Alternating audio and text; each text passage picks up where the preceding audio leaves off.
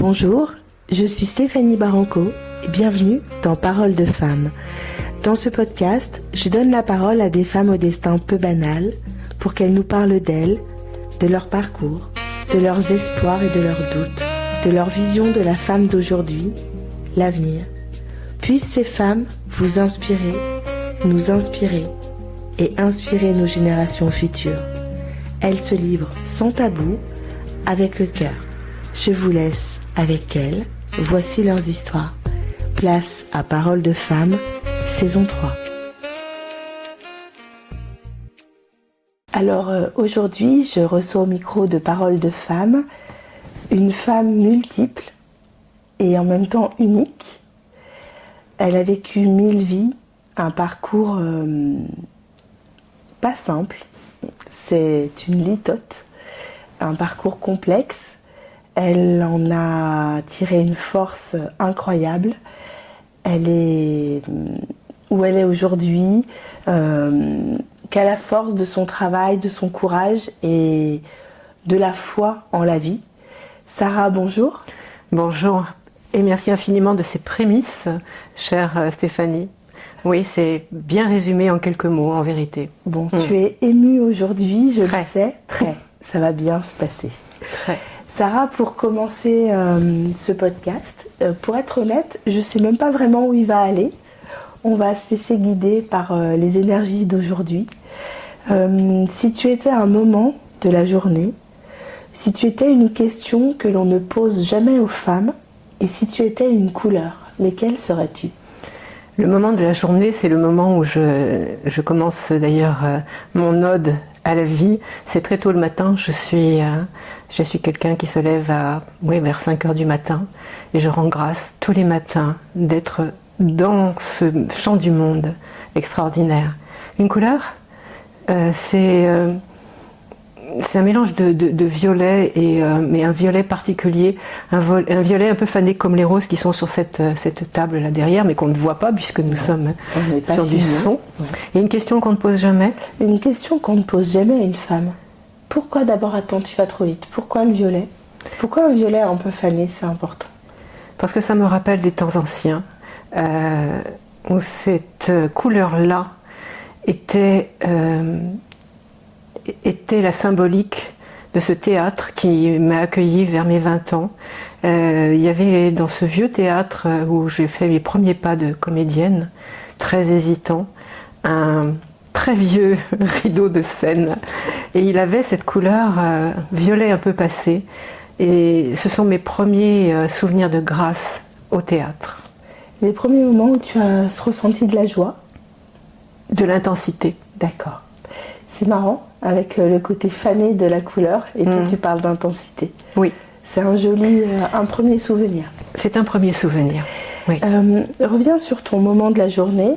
Tu vas voir, je vais te faire revenir sur quand tu vas trop vite, je te ramènerai au bon rythme, en tout cas au rythme de Paroles de femmes. Un moment de la journée, pourquoi le matin ?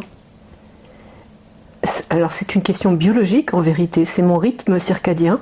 Le matin vers 4h30, 5h, je suis dans une magnifique énergie et ça a été toujours de plus loin que je remonte dans le temps, ce moment où tout est apaisé. Il y a le silence dont j'ai un besoin absolument existentiel et essentiel. Il y a une construction intérieure qui fait que, on en reparlera peut-être tout à l'heure, mais je ne sais pas faire autrement que de construire le temps juste journée après journée. Le matin, c'est le temps de la gratitude infinie, c'est le temps de remercier l'univers, de parler à mes plantes, de parler aux oiseaux que j'entends dehors, de remercier le ciel, de remercier d'être vivante. Voilà. Et on comprendra pourquoi dans ton parcours c'est important. Tu as besoin le silence, c'est un refuge. Tu as besoin de te protéger. Le silence n'est pas un refuge. Je suis hyperacousique. J'ai découvert ça il y a quelque temps. Le silence, c'est celui où les milliers de mots que j'ai dans ma tête et qui se structurent après en roman entre autres, où ces milliers de mots peuvent s'exprimer d'une façon un peu plus, comment dire, prégnante, où je laisse enfin advenir ce qui sera peut-être un jour quelque chose de structuré. D'accord. Et une question qu'on ne pose jamais aux femmes. Qu'est-ce que tu poserais comme question aux femmes? Qu'est-ce que je poserais comme question aux femmes?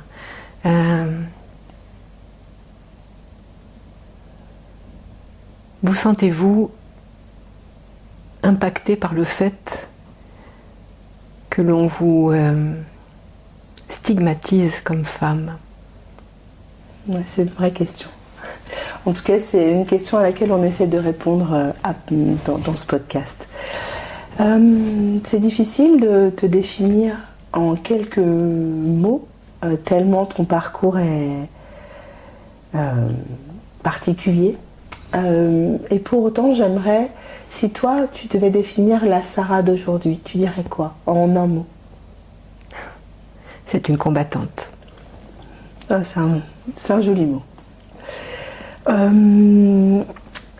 L'idée aujourd'hui, c'est de... J'ai beaucoup réfléchi quand j'ai préparé cette rencontre, parce que finalement j'avais plein d'idées qui me venaient en tête et il fallait que je les rassemble. Et j'ai l'impression que quand je pense à toi, je pense à un besoin de transmission et de parler pour faire perdurer un souvenir et transmettre pour pas oublier. C'est en tout cas ce qui m'est venu. Je voudrais qu'on revienne sur la petite Sarah et comment tu vas arriver à devenir journaliste, presse écrite, radio, et également plus tard écrivaine, autrice on dit. Autrice, peu importe, dramaturge. Oui. C'est qui la petite Sarah? Tu parles de l'enfance? Oui. On y va?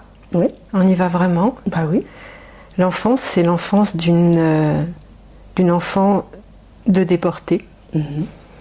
Je suis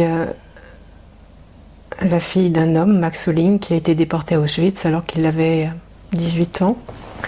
Et je suis la fille d'un exil, l'exil de Pologne, l'exil de l'Allemagne aussi pour mon père. Et je suis cet enfant qui a grandi en voyant le numéro du tatouage sur le bras de mon père. Cela aurait pu être factuel et plombant définitivement. Ça ne l'a pas été plus tard. Ce sont les fondations de tout ce que j'ai construit depuis ce temps-là. Mes parents sont séparés très très tôt, donc je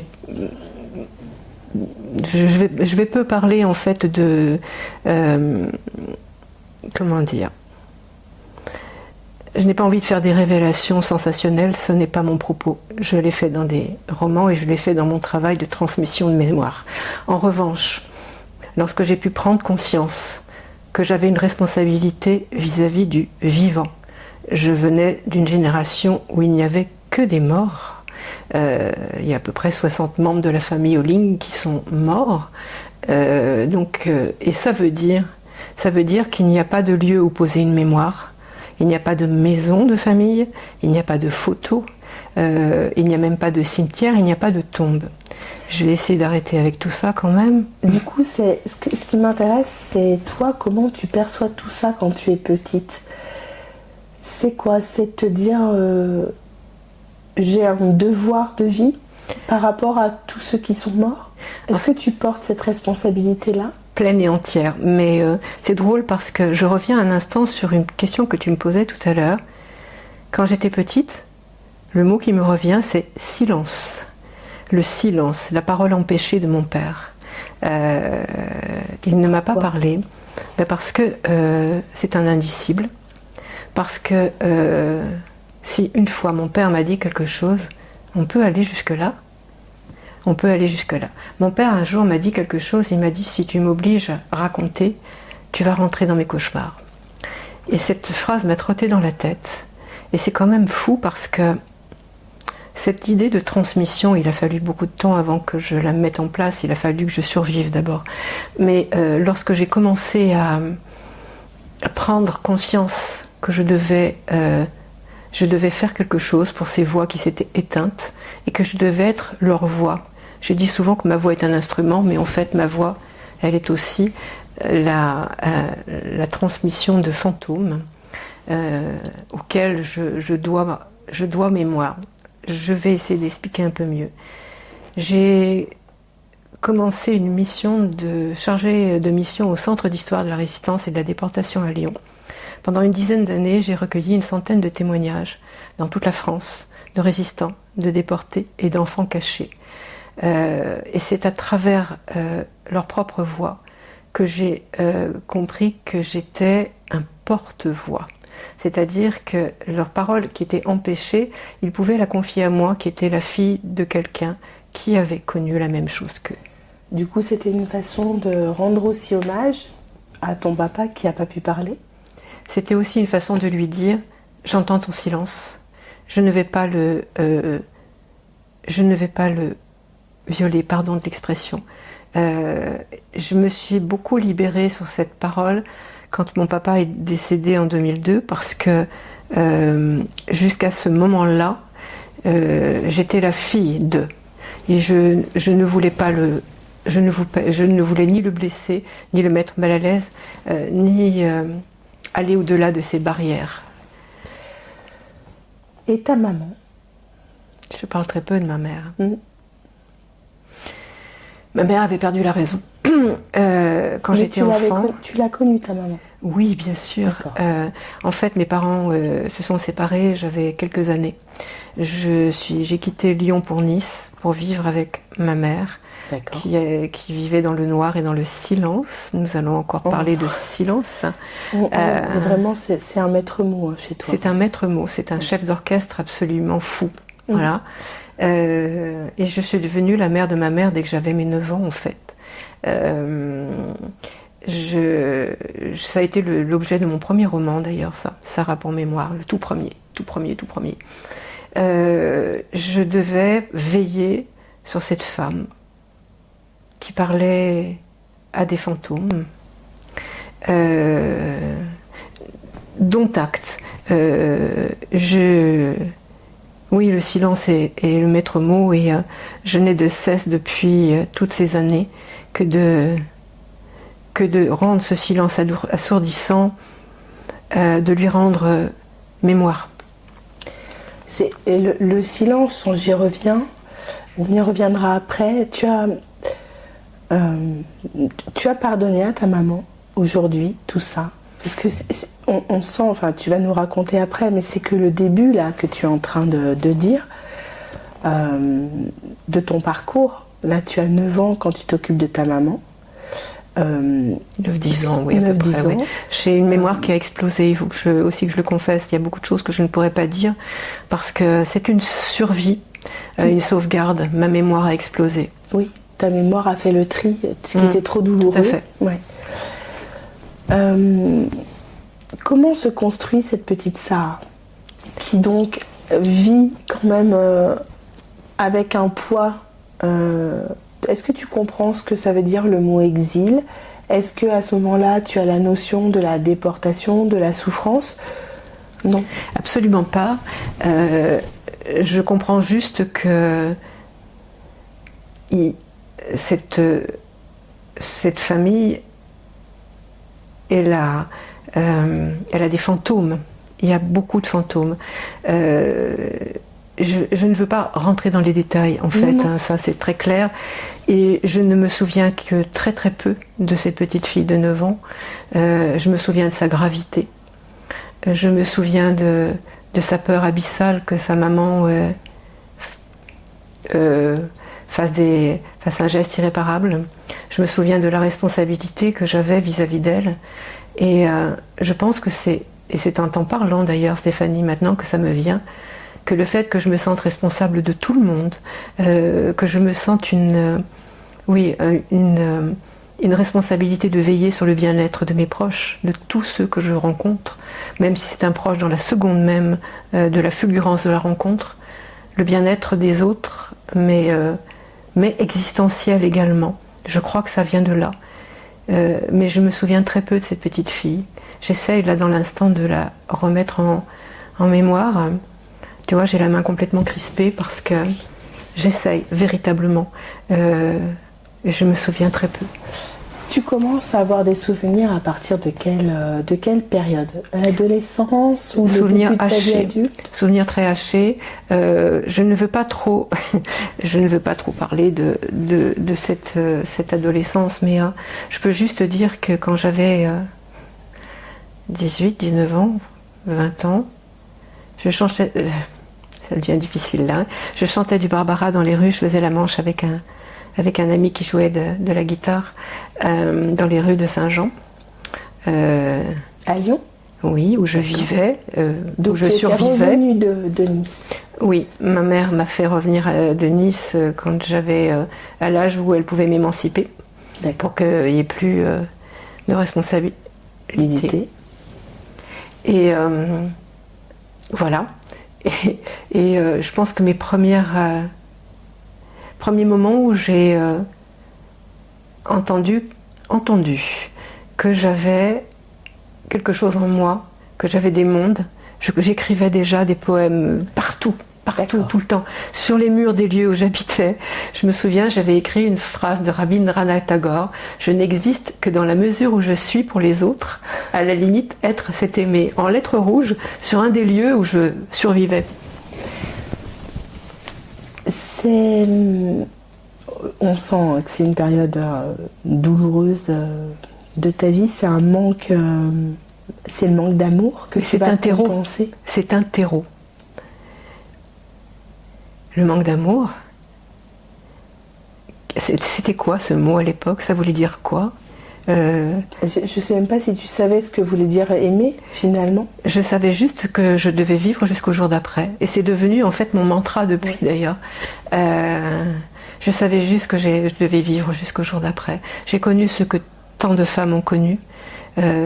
Et que les jeunes femmes de maintenant... pour lesquelles les jeunes femmes de maintenant abolissent le silence. Tu as connu la rue.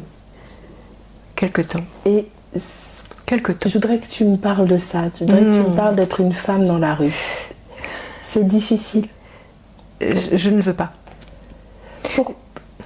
Pourquoi tu ne veux pas? Parce que ça te fait remonter des souvenirs qui sont trop durs. Parce que j'ai construit toute mon existence depuis sur la remontée dans la lumière. Je veux témoigner de la lumière. Alors on part de ça. Donc tu es dans la rue. J'ai une belle histoire à raconter après. Et après, sur la rue. Comment tu à quel moment? Je ne vivais pas dehors, je vivais dans des lieux... Comme des squats? Non, heureusement que non. J'avais déjà ce côté artiste en moi. Et j'avais été recueillie provisoirement par des... C'est marrant, j'en ai jamais parlé de ça en fait. C'est drôle. Par un couple d'homosexuels travestis qui se produisait dans un cabaret à Lyon qui s'appelait La Petite Taverne. J'en ai plus jamais reparlé, ça me revient. Je me souviens même plus de ça. Et ils m'hébergeaient, plus ou moins bien, mais ils m'hébergeaient. Et c'était ceux qui ont été là quand les violences sont arrivées et où j'ai cessé de parler pendant plus d'1 an et demi. Plus un mot. Hein. Plus rien. Ce n'est pas une aphasie. Non, je veux dire, c'est pas une image. Non. Tu n'as plus émis un son, quasiment. Sauf en urgence. Et la belle histoire que je vais raconter, c'est celle que j'ai racontée souvent dans des collèges et des lycées d'ailleurs, pour expliquer que des miracles adviennent. Il en est advenu tant dans ma vie. Il y avait dans les rues de Saint-Jean un prêtre qui s'appelait le Père Jo. Le Père Jo était un prêtre du renouveau charismatique et il recueillait des petites graines comme moi qui étaient perdues et qui étaient abandonnées. Et donc sa communauté était à la montée du chemin neuf. Il y a les souvenirs les plus heureux, enfin les plus constructeurs demeurent. Et le père Jo, un jour, donc c'est là où j'allais me nourrir, etc. Il m'avait dit, tu veux plus parler. Tu parles aux animaux, tu parles aux plantes, tu parles au soleil, tu parles à la lune. Oui, je parlais aux éléments. Je n'ai jamais arrêté d'ailleurs. Et il me dit, écoute, j'ai peut-être quelque chose à te faire vivre. Le père Jo m'a emmené chez un de ses amis qui était dans le Causse-Méjean, à Sainte-Lucie. À Sainte-Lucie, il y avait un homme qui voulait montrer que les loups n'étaient pas dangereux pour l'homme, c'était l'homme qui était dangereux pour le loup.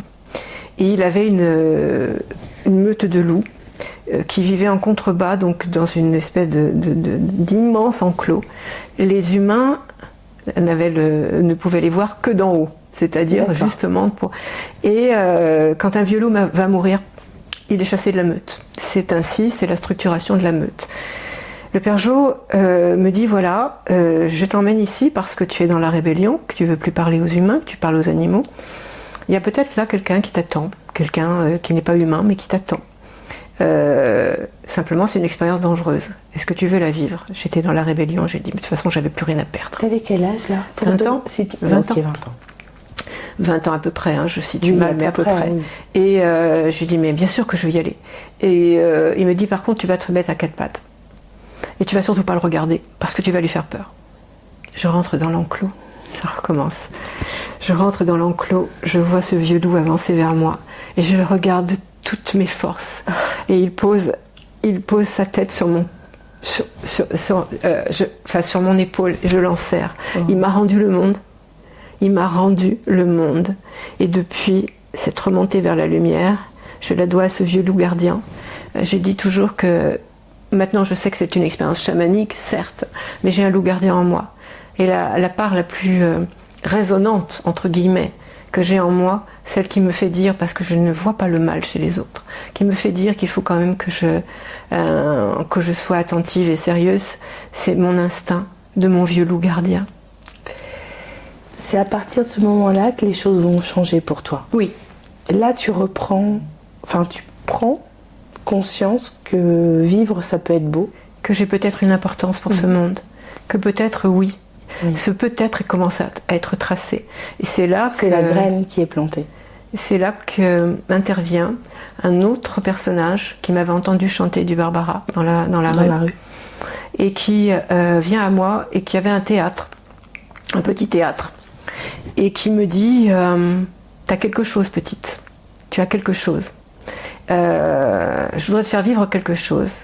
Et je ne refusais rien puisque voilà, les instants de ma vie se traçaient au fur et à mesure. Il faut bien comprendre que tu refusais rien parce qu'on t'a jamais expliqué. Tu t'es construit. Enfin, c'est un peu comme une plume qui vole. Finalement, on t'a pas expliqué les enjeux de la vie, les dangers. Mal, on me les a mal expliqués. Enfin, mal, voilà. Donc tu avais pas les bases. T'as appris la vie sur le tas. Finalement. J'ai eu une structure éducative avec mon père jusqu'à... J'avais quel âge? 9-10 ans, oui. Ensuite, ça a été avec ma mère. Je les respecte infiniment. Ce sont des êtres sacrés pour moi. Je préfère le dire maintenant. Je n'en parle pas, je ne veux plus en parler, mais ce sont des êtres sacrés. Et mon père me manque infiniment. Parce que plus tard dans ma vie, il a été excessivement présent. Je redis les choses aussi. Voilà. Mais à cette époque-là, il faut les comprendre aussi, c'était compliqué. Mon père est un être merveilleux et de là où il est, je sais qu'il me protège. Ceci est posé. Donc j'avais 20 ans et là, tu te rends compte que tu peux avoir une utilité au monde. J'étais incandescente déjà.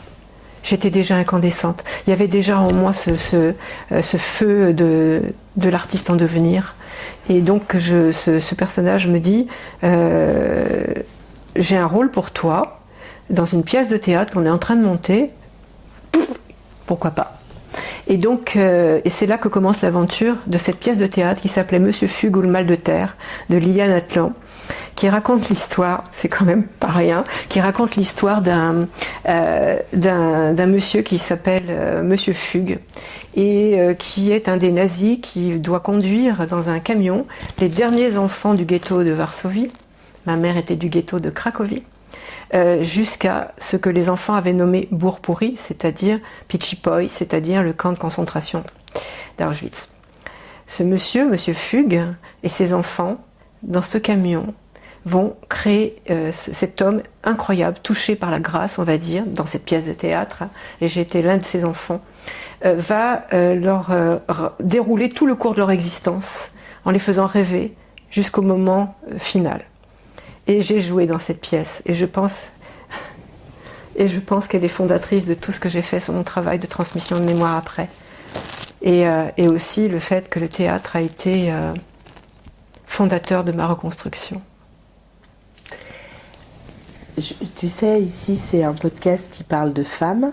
Est-ce que à ce moment-là, dans ce prémisse de construction, est-ce que tu avais des femmes autour de toi à ce moment-là? Ou très peu finalement? Vraiment très peu, je ne me souviens pas. Si, il y a eu une femme qui s'appelait, je vais dire son nom maintenant parce que je l'avais trafiquée dans un roman, le docteur Véronique Vincent. Docteur Véronique Vincent était cette femme qui s'occupait à Grange-Blanche, à l'hôpital Grange-Blanche de Lyon, des drogués, de ceux qui étaient dans cette addiction. À l'époque, c'était comme une flamboyance de faire ça. J'étais pas dans les drogues dures. Hein. Oui, parce que on parle de ça, c'était dans quel... Je ne dis pas mon âge, donc... Non, mais je veux dire, c'était beaucoup moins facile que maintenant. Aujourd'hui, bien on sûr, a une parole libérée. Et c'était pénalisé de toute façon, terriblement, encore plus que maintenant. Encore plus que maintenant. Et Véronique Vincent, j'ai été conduite une fois donc, au pavillon N avec un peu trop d'abus. Et elle avait recréé dans son unité un lieu de vie. Un lieu de vie. Il y avait des peintures au mur. Et moi j'avais écrit des poèmes. Là aussi j'avais pu écrire sur les murs. Il y avait quelqu'un qui chantait. Elle nous avait recréé un cocon. Et c'est elle qui avait, lorsque je suis sortie de cette hospitalisation, m'avait trouvé une chambre sur les pentes de Lyon et avait fait une collecte pour que j'ai tout ce qu'il fallait et mon premier travail. La reconstruction a été là aussi. Et là on va arrêter sur cette période de jeunesse, mais cette femme a été fondatrice. À partir de quand tu rentres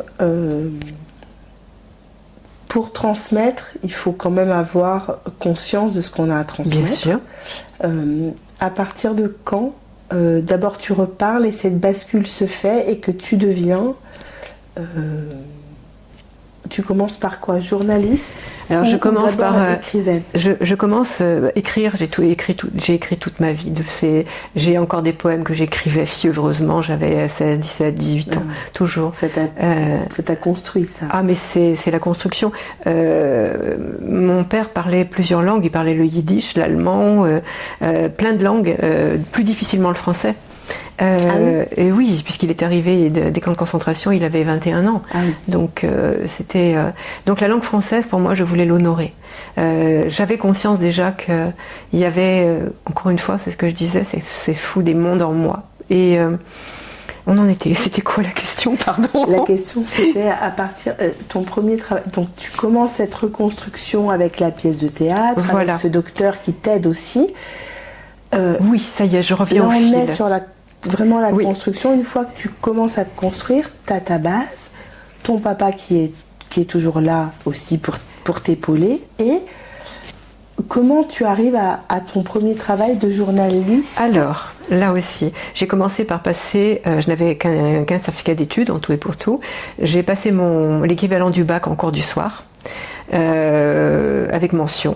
J'avais 30 et quelques années. Voilà. J'ai passé l'équivalent d'un DUG à l'époque, le début d'une licence de psychosociaux en cours du soir. C'était important pour toi d'avoir des diplômes, ça voulait dire, ça te donnait une légitimité? C'est exactement ça, parce que tous les petits jobs que je pouvais faire, c'était vraiment des jobs de sans diplôme. Et je sentais qu'il y avait en moi quelque chose qui voulait émerger. J'étais un être conscient. Que je devais être debout.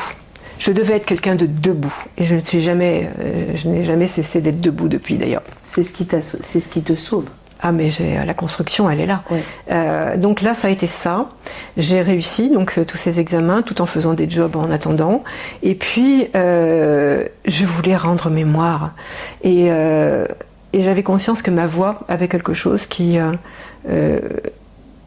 apaisait, qui transmettait, je portais mes propres textes déjà partout où je pouvais. De façon pas structurée du tout, mais c'était vraiment ça.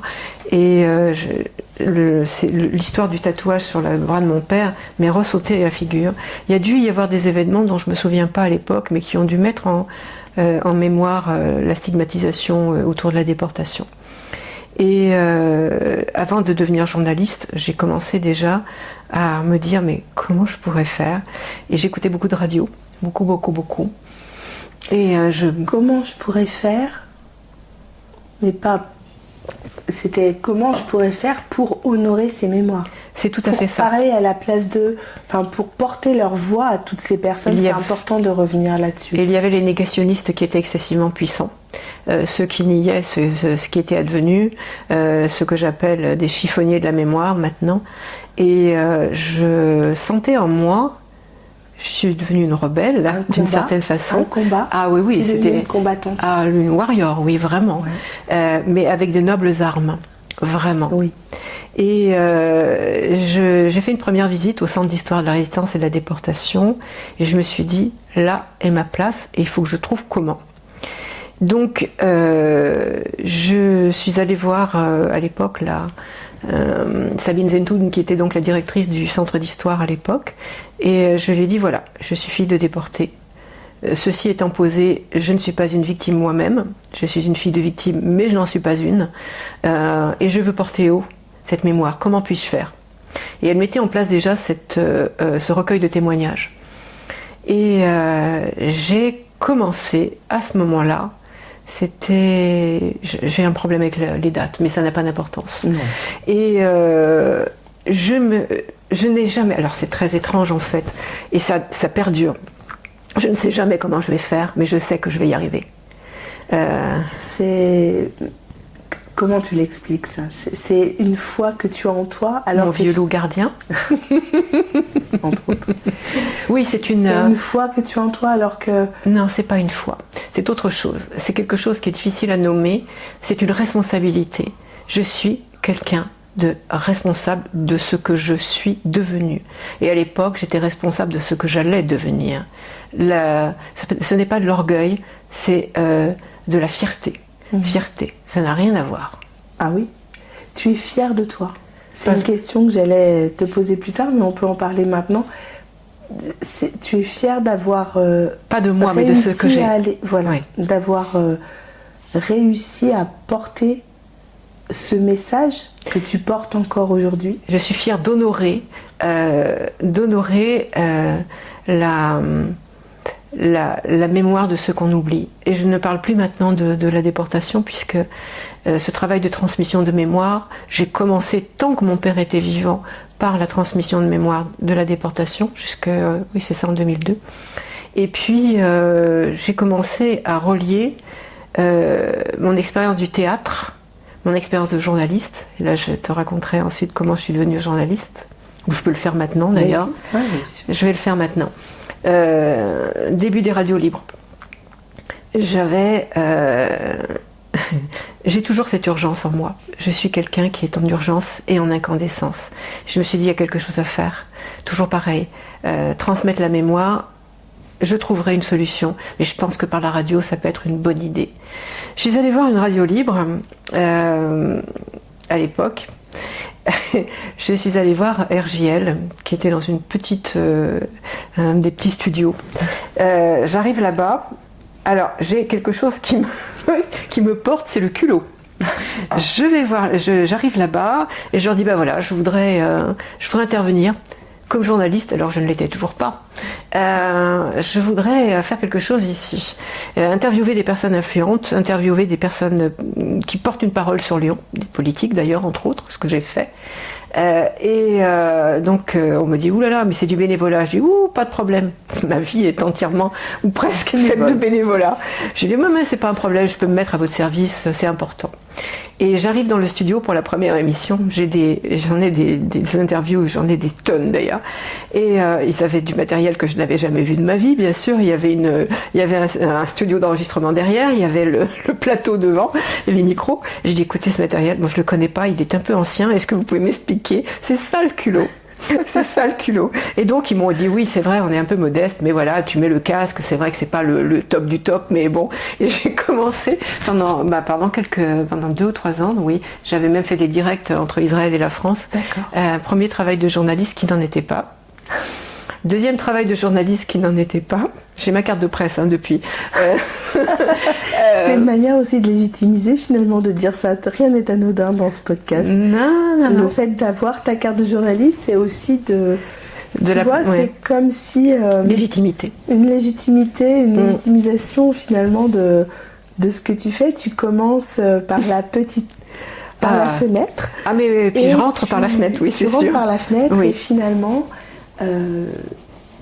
c'est comme avoir tes diplômes, tu as besoin aussi d'être légitimé, reconnu en tant que professionnel. C'est exact. Surtout que je me suis pas amusée à faire du journalisme derrière caché derrière. C'est-à-dire que je suis devenue journaliste, j'ai interviewé des gens dans le monde entier, en Israël entre autres à la Knesset. J'ai récupéré des interviews de ministres, de gens influents.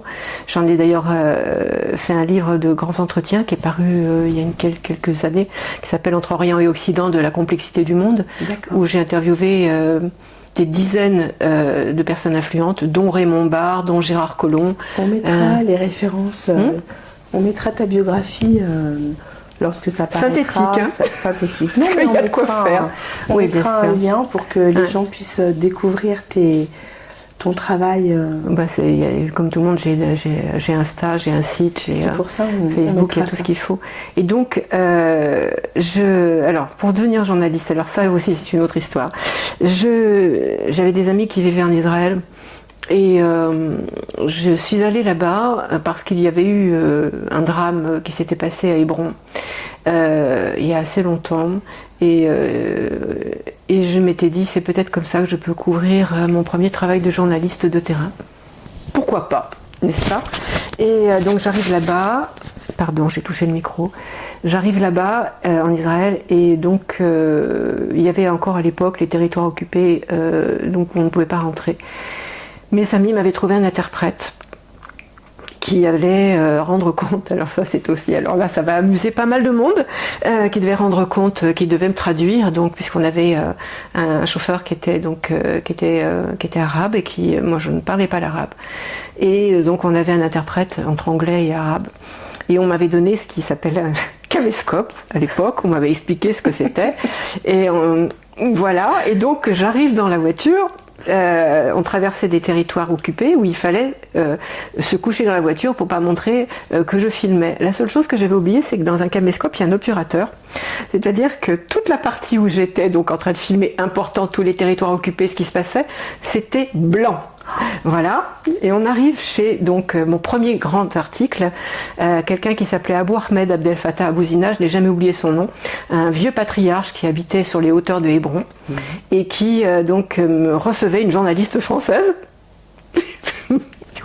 Mon premier article recevait une journaliste française et qui voulait témoigner, c'était déjà à l'époque, qui voulait faire la paix avec Israël parce qu'il y avait trop de gens qui mouraient.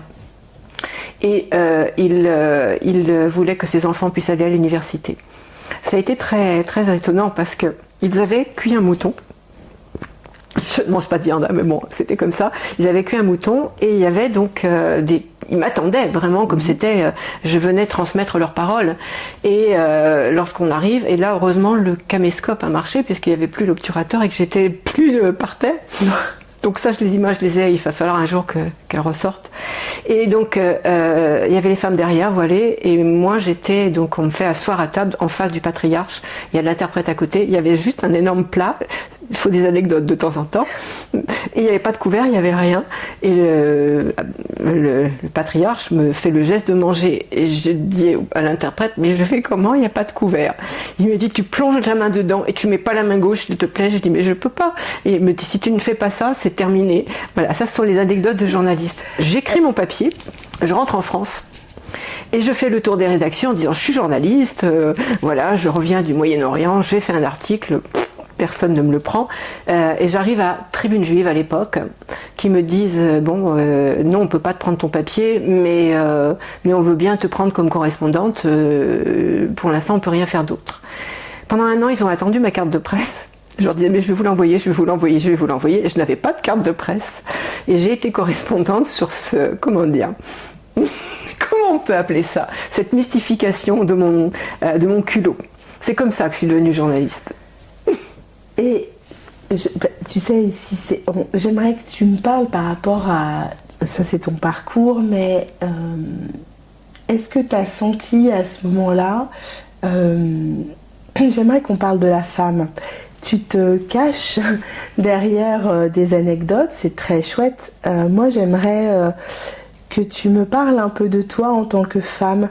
Comment tu as vécu tout ça? Est-ce qu'on a peur quand on est une femme et qu'on part en déplacement? Est-ce que tu as essayé de pas nier ta féminité, mais en tout cas de passer un peu partout, les exigences, pas les exigences? Comment ça se passe en tant que femme, ce parcours-là?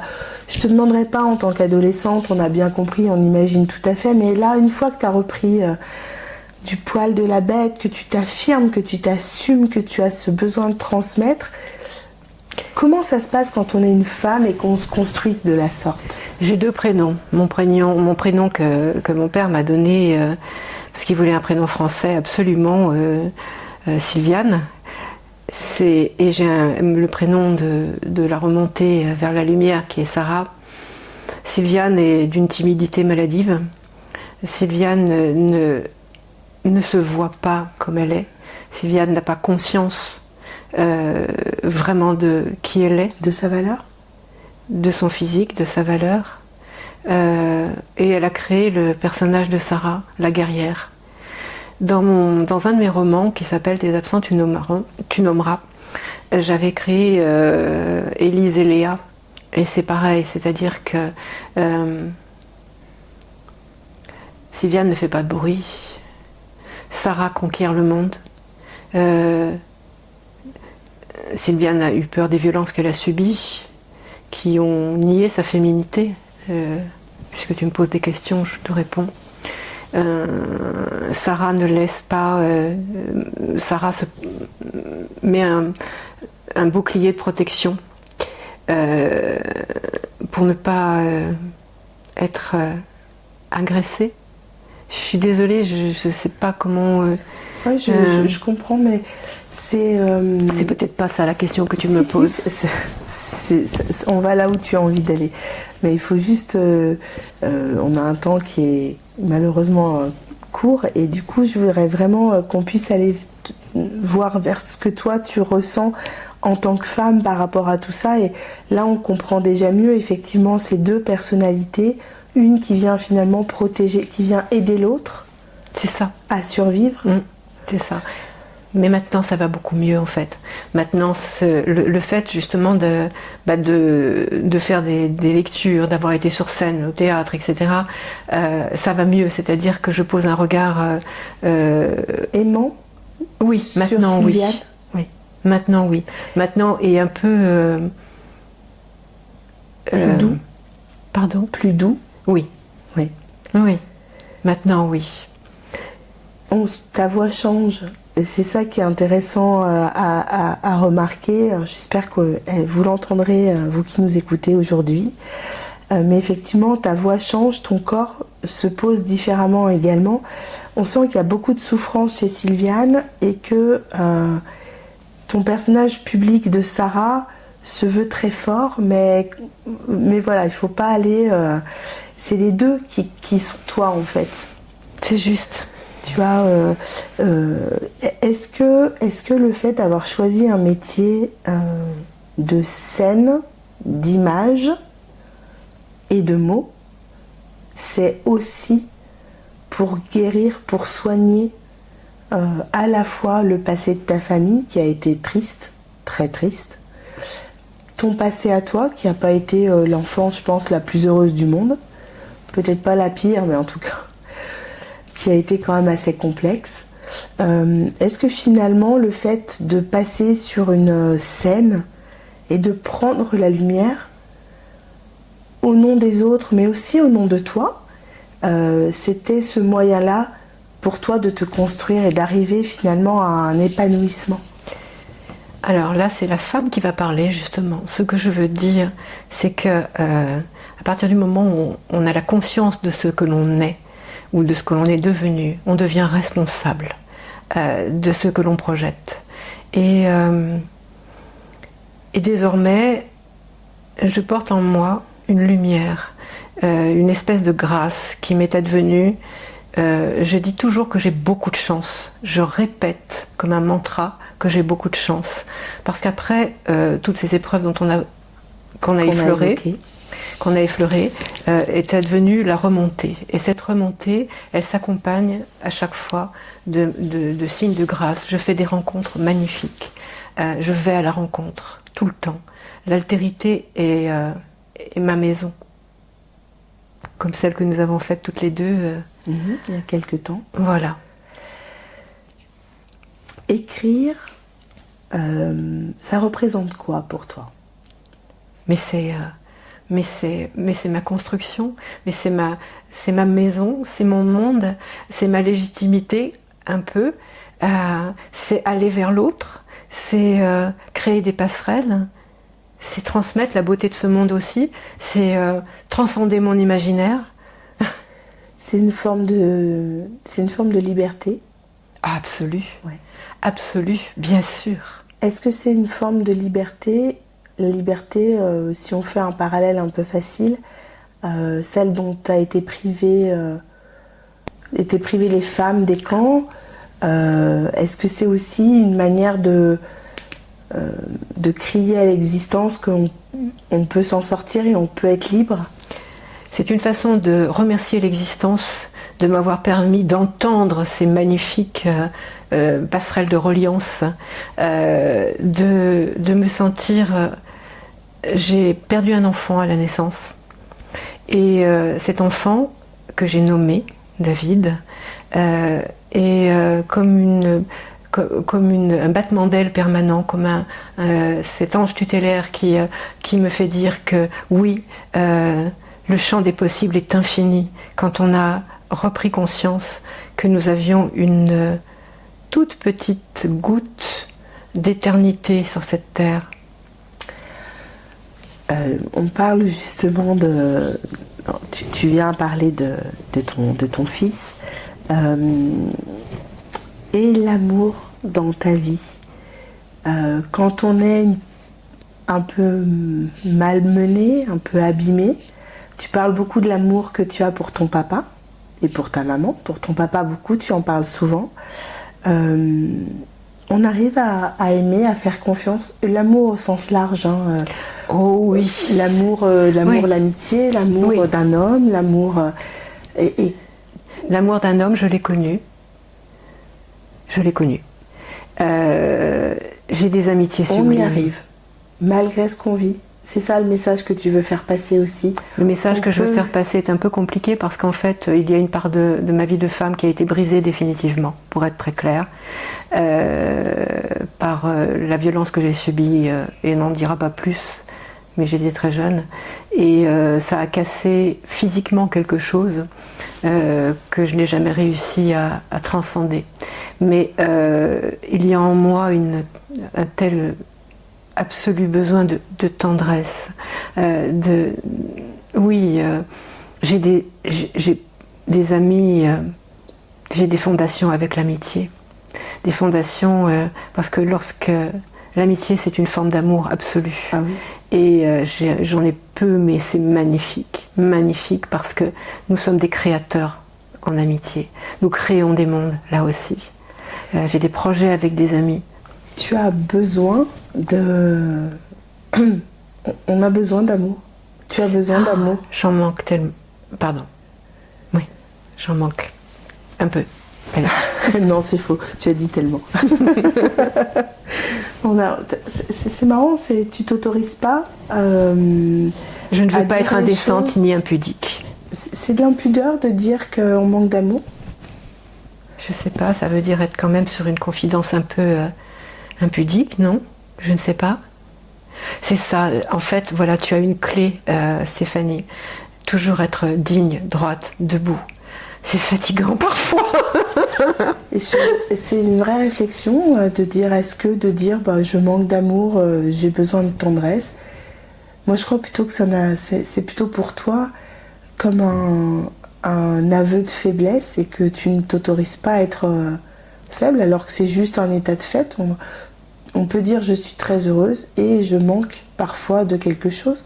C'est comme si tu n'avais pas le droit, tu t'autorisais pas le droit de dire je manque de quelque chose, j'ai pas le droit d'être faible. Oui, c'est tout à fait ça. C'est tout à fait ça. C'est la Sarah, c'est Sylviane ou c'est juste la femme qui s'autorise pas à être Les faible? trois. Quand on est femme, on peut pas être faible, sinon on peut être attaqué. C'est ce qui m'est arrivé. J'en dirai pas plus, mais c'est ce qui m'est arrivé. Et puis, je préfère porter les autres. Et qui te porte, toi? Mes amis merveilleux. J'ai cette grâce et cette chance de créer des rencontres extraordinaires. J'ai cette grâce et cette chance d'être portée peut-être par mon fils, David. Oui. En tout cas, ces belles lumières auxquelles je crois, cette reliance à laquelle j'ai rencontré quelque chose qui est de l'ordre du plus grand que moi. Du plus grand que moi.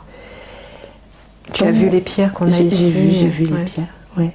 Effectivement, on sent quelque chose de très apaisé chez toi. Oui. De très pudique aussi.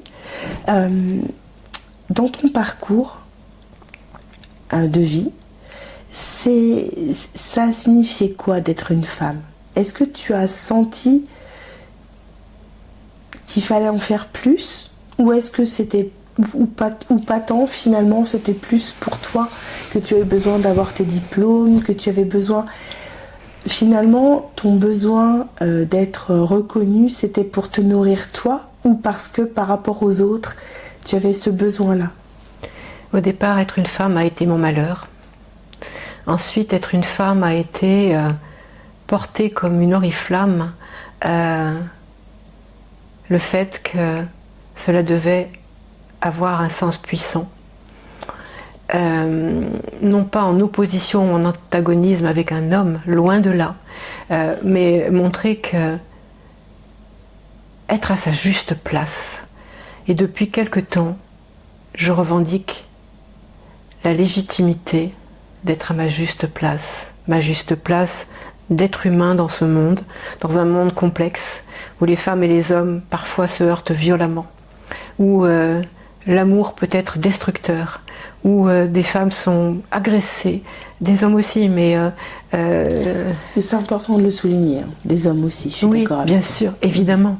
Et que l'amour ne doit pas être antagoniste, et que l'amour ne doit pas être de la possession, et que l'amour doit être un lumineux sourire, une bienfaisante pluie de respect. Tu as la sensation, on parle de transmission depuis le début de cet entretien. C'est ça aussi le message que tu portes à travers tes romans, tes pièces, finalement toute ton œuvre artistique. Là, on a bien compris la transmission avec le silence par rapport à tout ce passé de ta partie juive. Mais moi, ce que j'entends aussi, c'est par rapport aux femmes qui ont été malmenées, de dire aussi on peut s'en sortir, on peut être brisé à un moment, parce qu'on l'est, mais on peut aussi y arriver, il faut croire en soi, on peut recoller petit morceau par petit morceau, et même s'il en manque un bout, C'est pas grave, on peut avancer quand même. C'est ça aussi le message de Sarah. Le message de Sarah, je vais faire Alain Delon, je vais parler à Sarah, la troisième personne. J'avais dit dans une interview précédente, enfin il y a quelque temps chez Jeanne Orient, j'avais parlé du kintsugi. Le kintsugi, pour moi, c'est ça, c'est-à-dire je suis comme une amphore qui a été mais brisée en 1000 morceaux. Et les endroits où ça n'a pas pu être réparé, les couches d'or pour sublimer les brisures, c'est un peu cela. C'est-à-dire que il y a quelque chose qui n'a pas été réparé chez moi et qui ne le sera jamais. Mais il y a quelque chose qui a muté. Je suis une mutante. Je me suis construit de façon totalement baroque. C'est un fait, baroque. Mais ce qui est fou, c'est que n'ayant pas eu de cadre, je me dis que le champ des possibles est immense. Je n'arrête pas. J'ai encore, là, je vais publier dans quelques jours un nouveau roman, mais j'en ai 2 autres qui sont déjà terminés. Oui. Enfin, ça n'arrête pas, quoi. C'est-à-dire que je me dis que, au regard de la brisure originelle, j'ai jusqu'à la fin des temps, de mes temps à moi, peu importe quand ils adviendront, je serai quelqu'un de debout et qui continuera à créer. C'est une façon de remercier la vie. Constamment. Gratitude infinie, permanente, matin et soir. Et puis j'ai des amis merveilleux, et puis je t'ai toi, j'ai ce podcast qui advient, c'est sans arrêt des cadeaux comme ça. Tu aimerais quoi laisser comme trace, Sarah ? Le fait d'avoir écrit des livres, c'est pour que le nom d'Éoling perdure, alors qu'il n'y avait pratiquement plus de traces familiales. J'ai un frère que j'adore, j'ai des petits-neveux, mais ce sont les seuls d'Éoling. Donc le fait d'écrire, c'est ça la question. Oui, c'est la trace que tu auras envie de laisser. C'est la trace que j'aurais envie de laisser, et puis d'ouvrir des univers. Le prochain roman que je vais publier là, qui se passe en Inde, du comptoir, qui est un grand voyage, je veux aussi faire rêver. Parce que mes précédents romans ont été porteurs de cette mémoire lourde, mes pièces de théâtre aussi. Et là, pour la première fois, avec le Naja d'Émeraude, je suis en train d'ouvrir des mondes autres, des mondes d'imaginaire. Plus joyeux, plus lumineux.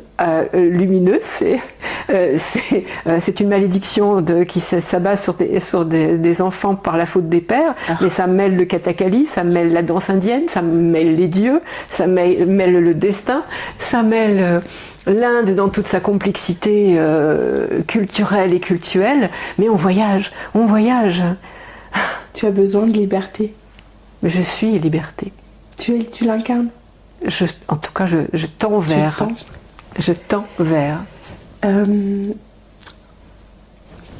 Qu'est-ce que tu dirais, avec tes propres mots, aux femmes qui nous écoutent et qui sont des amphores un peu brisées ? D'abord, je souris. Et je leur souris avec tout l'amour que j'ai pour elles. Et je leur dis, notre destin n'est pas tracé. Je crois beaucoup à la non-assignation. Nous ne sommes pas assignés à être des victimes. Nous ne sommes pas assignés à baisser la tête. Nous ne sommes pas assignés à être ce que on nous a fait subir. Tu vois, là j'en perds les mots parce que là c'est le fond du fond. Nous sommes désassignés de cela. Nous ne sommes pas les coups que nous avons reçus. Nous ne sommes pas les viols que nous avons subis. Nous sommes celles qui peuvent témoigner que la vie perdure. Et la meilleure des revanches que l'on peut avoir contre ces profanateurs, c'est d'être en vie, d'être joyeux, de porter des enfants, d'aimer. C'est un joli message que tu leur délivres. Sarah, si tu y arrives, sans que ce soit douloureux, j'aimerais que tu te retournes un petit peu sur toi-même, que tu rentres à l'intérieur de toi. Tu dirais quoi à cette petite fille de 9 ans ?